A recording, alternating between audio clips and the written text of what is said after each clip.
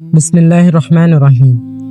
রমজান শুধু একটি মাসের নাম নয়, এটি রহমতের সাগর, ক্ষমতার বার্তা আর নাজাতের প্রতিশ্রুতি।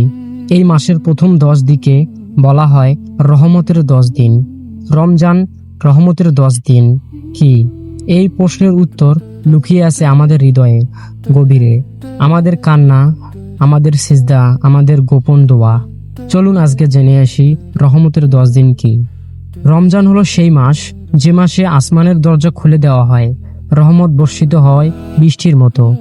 আল্লাহ তার বান্দাদের দিকে বিশেষ দৃষ্টিতে তাকান। যে বান্দা সারা বছর ভুলে গিয়েছিল, গাফেল ছিল, পাপের মাঝে ডুবেছিল, এই মাসে ফিরে আসার সুযোগ পায়। প্রথম 10 দিন হলো রহমতের দরজা খুলে দেওয়া।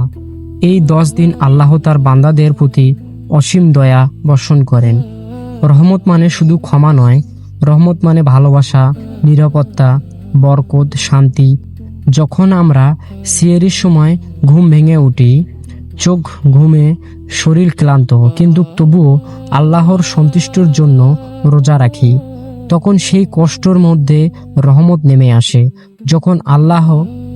যখন আমরা ইফতারের আগে হাত তুলি, বলি, হে আল্লাহ, তুমি আমাকে মাফ করে দাও, সেই কান্নার ফোঁটায় রহমত লুকিয়ে থাকে। এই রহমত শুধু রমজান মাসে আসে। রমজানের প্রথম 10 দিন আমাদের শেখায় আল্লাহ আমাদের ভালোবাসেন।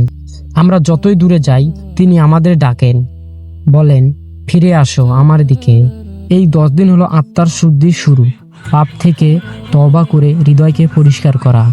কত মানুষ আছে যারা বছরের পর বছর নামাজ পড়েনি, কোরআন ছুঁয়েও দেখেনি, কিন্তু রমজান এলে তাদের হৃদয় নরম হয়ে যায়। তারা মসজিদে পায়ে হেঁটে, তারা কোরআনের তিলাওয়াত শুনে কাঁদে। কেন? কারণ রহমতের দরজা খুলে যায়। এই রহমতে মানুষের অন্তরকে বদলে দেয়। রমজানের প্রথম 10 দিন আমাদের মনে করিয়ে দেয় আমরা একা নই, আল্লাহ আমাদের সাথে আছেন। আমরা যখন সিজদায় মাথা রাখি, তখন পৃথিবীর সব কষ্ট ছোট হয়ে যায়, কারণ আমরা এমন এক রবের সামনে দাঁড়াই যিনি আমাদের সবকিছু জানেন। আমাদের লুকানো কান্না, আমাদের না বলা কথা, আমাদের বুকের ভেতর ভাঙাচুরা অনুভূতি সব তিনি জানেন। এই 10 দিন হলো দয়ার 10 দিন। যারা গরিব, যারা অভাবী, যারা ক্ষুধার্ত, তাদের জন্য সহানুভূতি জন্মানোর সময়। রোজা আমাদের শেখায় ক্ষুধা, কষ্ট যেন আমরা বুঝতে পারি, পাশের মানুষটি কেমন আছে। এই রহমত শুধু নিজের জন্য নয়, অন্যের জন্যেও। প্রথম 10 দিন আমরা বেশি বেশি দোয়া করি, কারণ এই সময় আল্লাহর রহমত বেশি বর্ষণ হয়। আমরা বলি, হে আল্লাহ, আমার পরিবারকে হেদায়েত দাও, আমার মা বাবাকে মাফ করে দাও, যারা দুনিয়া থেকে চলে গেছে তাদের কবরকে আলোকিত করো। এই দোয়াগুলো আকাশ ভেদ করে যায় আরশে। রমজান আমাদের বদলে দেয়।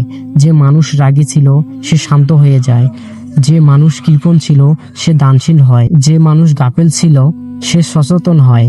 এই পরিবর্তন শুরু হয় রহমতের 10 দিন থেকেই। অনেকে ভাবে রমজান মানে শুধু না খেয়ে থাকা।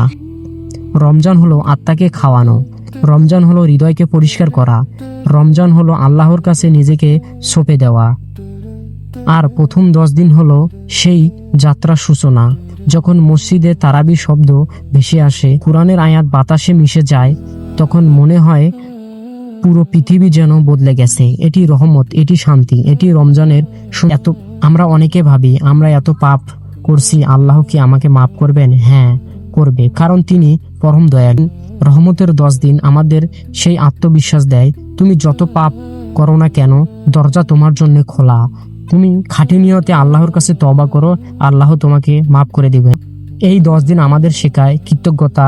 আমরা বুঝতে পারি আমাদের চোখ আছে, আমরা দেখতে পারি, আমাদের হাত আছে, আমরা দান করতে পারি, আমাদের জিহ্বা আছে, আমরা দোয়া করতে পারি। এই সব রহমত। রমজানের রহমত 10 দিন যেন আমাদের জীবনে মোড় ঘুরিয়ে দেয়, যেন আমরা শুধু এই মাসে নয়, সারা বছর আল্লাহর পথে চলতে পারি, যেন আমাদের হৃদয়ে নরম হয়ে থাকে, চোখের পানি আর অন্তরে আল্লাহর ভয় ও ভালোবাসা থাকে। হয়তো এটি আমাদের জীবনের শেষ রমজান, হয়তো আগামী বছর আমরা থাকবো না।